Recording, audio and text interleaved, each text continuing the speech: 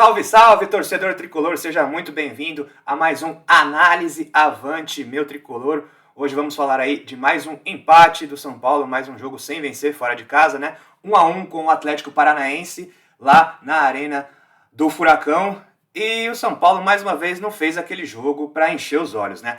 Mas antes da gente falar desse jogo, temos muito aí a debater. Queria muito agradecer a audiência de todos, os comentários aí nos nossos vídeos do YouTube, as inscrições, o compartilhamento. Muito obrigado a todos. E fortalecer, hein? Não se esqueça.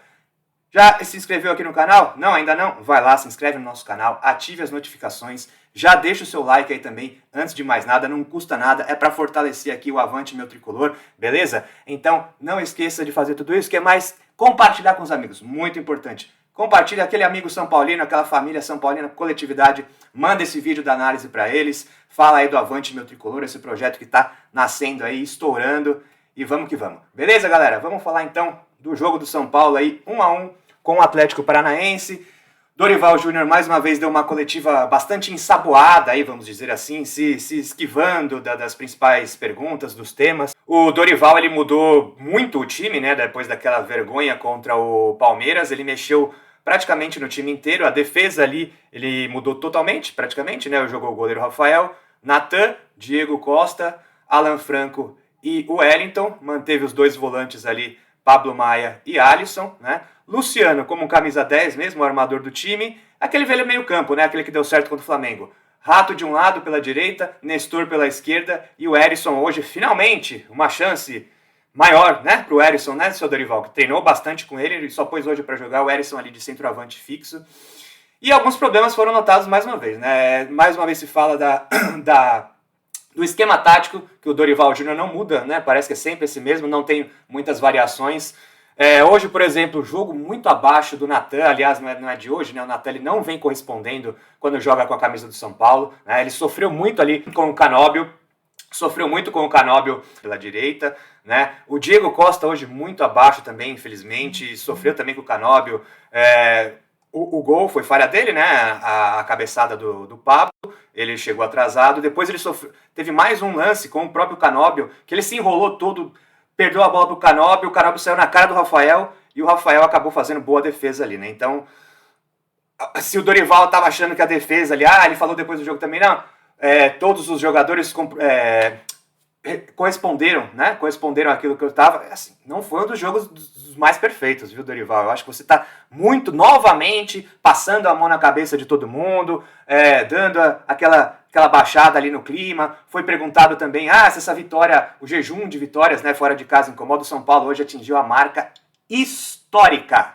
Nunca aconteceu isso. 15 jogos fora de casa em Brasileirões sem vitórias. Tá, até aqui eu vou ler para vocês no relato do nosso jogo.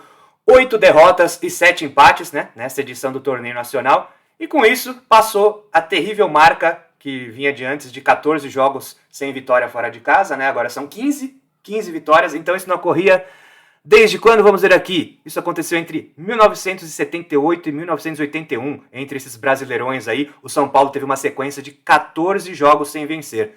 Na ocasião foram 10 empates e 4 derrotas, né? Segundo o nosso querido Anotações Tricolores aí, dados do nosso amigo parceiro do Anotações Tricolores. Então São Paulo bateu essa marca negativa. 15 jogos seguidos sem ganhar fora de casa, né? E o Dorival Júnior, obviamente, foi perguntado sobre isso na coletiva, e a gente já noticiou aqui no Avante Meu Tricolor também. Vou falar para vocês mais uma vez como é que o Dorival Júnior deu essa ensaboada, mais uma vez se esgueirou ali pelas beiradas. Vamos ver o que Dorival falou. Ele já começou assim, né? Que não sou e como desculpa. Quando começa assim, seu Dorival, já tá na cara que é uma desculpa, né? Aí ele fala, temos decidido vagas em competições nacionais ou sul-americanas desde minha chegada por aqui. Minha estreia foi contra o América Mineiro, depois a segunda já foi contra o Ituano pela Copa do Brasil, e daí saímos para a Sul-Americana, assim vai. Não tínhamos fôlego, todo mundo concorda e sabe disso. O São Paulo, ele não tem um elenco, obviamente, para disputar 3 competições, o que foi provado nesse ano, né? Mas eu anotei mais alguns números aqui para vocês da temporada inteira. Dos 3 principais campeonatos, né? Vamos tirar o Paulistão, Brasileirão, Copa do Brasil e Sul-Americana, né? Os 3 torneios principais que o São Paulo disputou, foi bem abaixo, né? Foi bem abaixo também esses números aí. No total, então, nesses 3 torneios são 6 vitórias, 8 empates e 11 derrotas, né, nos 3 principais torneios. Obviamente, nenhuma dessas vitórias foi pelo Brasileirão. Eu fiz aqui a tabelinha para vocês para mostrar quais foram essas vitórias. Copa do Brasil, Ituano, fora de casa, 1-0, sofrido, né, no jogo da classificação. Abril contra o Sport, fora de casa, uma vitória boa de 2-0, mas enfim, são rivais aí de uma divisão abaixo, Série B, né. Depois, ótima vitória contra o Palmeiras, fora de casa, 2-1. Aí depois veio o Corinthians, a vitória que a gente não consegue nunca também, nesse tabu, né? Derrota lá na casa corintiana, 2-1. E depois o título contra o Flamengo, começamos ganhando de 1-0 fora de casa lá. Depois, então essas vitórias na Copa do Brasil. A Copa do Brasil foi totalmente atípica, né? Vitórias contra o Ituano, 1-0, Sport 2-0, Palmeiras 2-1 e Flamengo 1-0, 4 vitórias. Na Sul-Americana, o São Paulo fez 5 jogos fora de casa, né? Primeira fase de grupos, 2-0 no Tigre e 0-0 com o Tolima, e depois uma vitória de 3 jogos, né, fora de casa, contra o Puerto Cabello, 2-0. Ou seja, 3 times bem ruins, e ainda teve esse empate com o Tolima. Depois, quando valia, né, mata-mata, oitavas de final, pegou um adversário mais forte, São Lourenço, 1-0 para eles lá na Argentina. Ganhamos aqui no Morumbi, conseguimos a classificação. Depois, LDU, aquele jogo terrível no Equador, terrível, um primeiro tempo que o São Paulo foi massacrado, era para ter tomado de 3-4, mas o São Paulo conseguiu segurar, derrota apenas de 2-1 para a LDU, acabou sendo desclassificado aqui no Morumbi, né, ganhou de 2-1, perdeu nos pênaltis. Isso mostra que o São Paulo não está fazendo uma campanha brilhante fora de casa também nas outras competições. Com exceção, claro, da Copa do Brasil, que vamos dizer foi um acaso, né? Como eu mesmo disse, foi um milagre, praticamente um milagre. Obviamente o São Paulo ninguém colocava como favorito, não adianta falar agora, não, foi totalmente atípico. O São Paulo ele não era favorito contra o Palmeiras, ele não era favorito contra o Flamengo, contra o Corinthians lá na Arena Corintiana, a gente sabe que o tabu está mantido. Então assim, o São Paulo foi se superando, claro, com muita dedicação do elenco, com o Dorival estudando os times, mudando ali a variação dos times. Como ele mesmo disse, foi perguntado hoje, por que tantas substituições, né? Por que mudou tanto o time? O Beraldo, por exemplo, eu não consigo entender, né? É o nosso melhor zagueiro, assim, mas de longe, disparado. E aí o Diego Costa faz uma partida horrível hoje, mais uma, né? Contra o Palmeiras não vamos nem contar que todo mundo foi horrível. Mas aí qual que é o problema? É porque é também canhoto como o Alan Franco, ele queria dar lugar, mas ninguém consegue jogar ali pela direita, se não for o Diego Costa.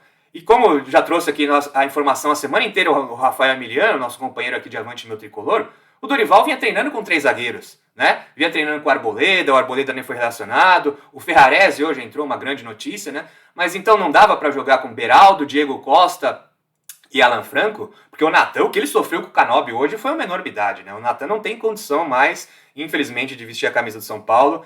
A saída de bola dele terrível. Cada vez que ele se apertava, ele se enrolava todo, não conseguia, tropeçava na bola, enfim, Natan terrível. Procuro entender quão ruim deve ser o Rai Ramos, ou qual é algum problema que tem o Rai Ramos, também que teve no banco hoje, mas o Natan é uma coisa bem complicada ali pelo lado direito, né? A defesa do São Paulo hoje, o Alan Franco foi bem, né? O Alan Franco foi bem, não teve nenhuma falha. Agora o Diego Costa não está numa boa fase, não dá para entender o Beraldo ali no banco de reservas, né? A escalação até que foi razoável, ele tentou voltar aquele meio campo contra o Flamengo, mas assim, evidenciou mais uma vez uma coisa que eu já tinha escrito em uma análise contra o Goiás. Faltam pontas incisivos, faltam pontas dribladores.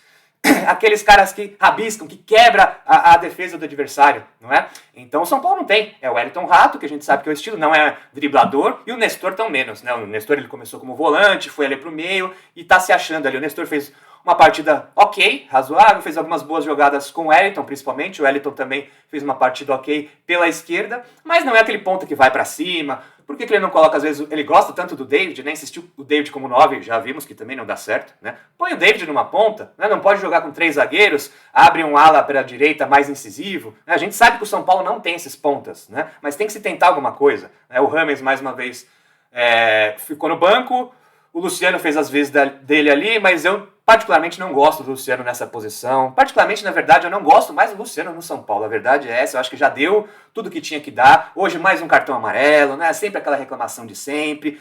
Pouca efetividade ali. O São Paulo, quantos chutes deu? Eu também separei aqui para vocês. Vamos ver os números certinhos. As estatísticas do São Paulo foram 5 finalizações no total contra 13 do Atlético Paranaense. E no gol, 2. Se contra o Palmeiras a gente chutou 0, agora a gente chutou 2. 2 bolas contra o Atlético Paranaense. A do gol e um chute perigoso do Erisson, que fez uma partida, não apareceu muito também, mas teve algumas chances. Teve um bom chute ali no primeiro tempo para a boa defesa do goleiro Bento e só. O São Paulo não chutou mais.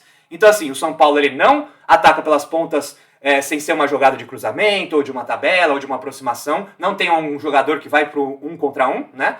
Ele não tem um meia criativo, que arme, que ache uma jogada. O Luciano não é desse, ele se movimentou bem, deu alguns bons passes, mas ele não tem a genialidade de um Rames, por exemplo, de um Lucas, não é, que vai pra cima. E o São Paulo ele não chuta de fora da área, parece que é proibido. Né? Não sei, o Pablo Maia chuta tão bem de fora da área, o próprio Alisson já fez alguns gols, né? Então tem que arriscar. O Nestor contra o Flamengo não fez um baita de um golaço, não é? Então assim, o São Paulo não chuta mais. O Wellington Rato tem um baita chute contra o Corinthians, aquele golaço.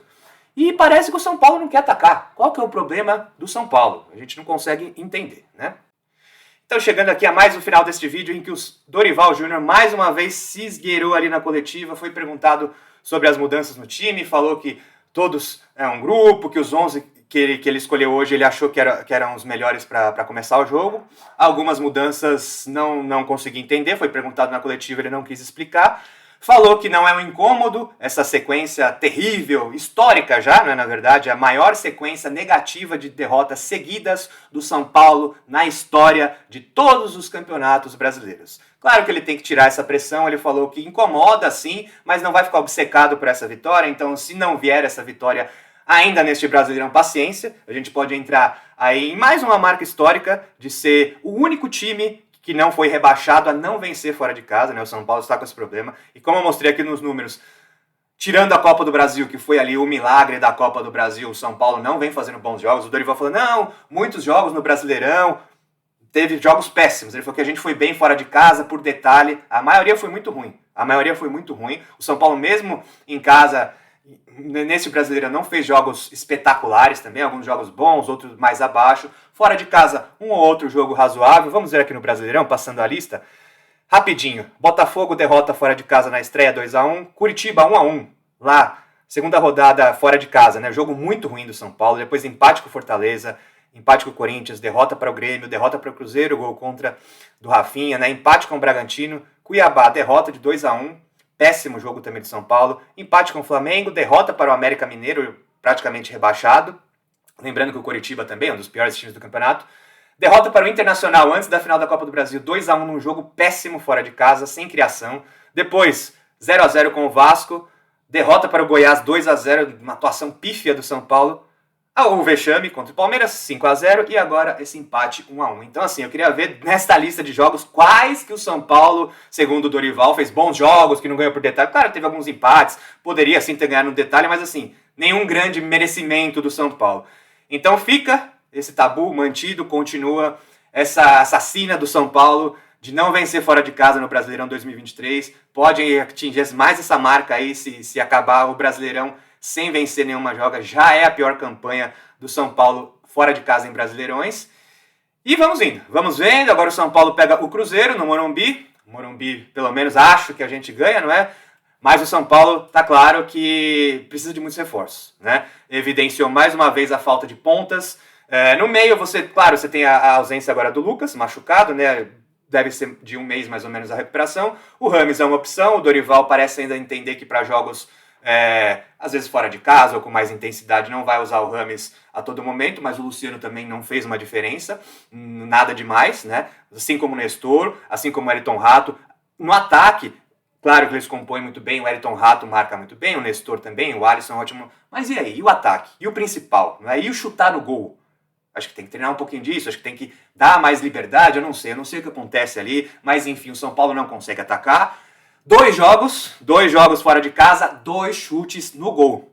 E só, nada mais. Esse foi a sequência aí do São Paulo fora de casa. Enfim, agora o Cruzeiro no Morumbi, no Brasileirão. Vamos ver se o São Paulo consegue essa vitória.